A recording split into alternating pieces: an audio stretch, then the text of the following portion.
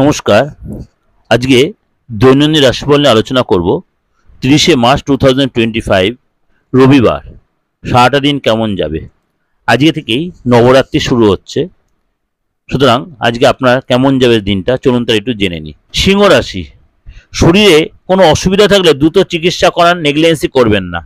সহকর্মীদের কাছ থেকে সম্মান পাবেন। জরুরি কাজ থাকলে অবশ্যই মিটিয়ে নিন। প্রেমের ব্যাপারে খুব ভাবনা চিন্তা করে এগোতে হবে। আজকে রাজনীতির লোকেদের জন্য এটি চিন্তার কারণ হতে পারে। উচ্চশিক্ষার্থে বিদেশ যাত্রার সুযোগ পাবেন। কর্মস্থান নিয়ে মনে একটু অস্থিরতা থাকবে। পড়াশোনার বিষয়ে কাউকে সাহায্য করতে হতে পারে।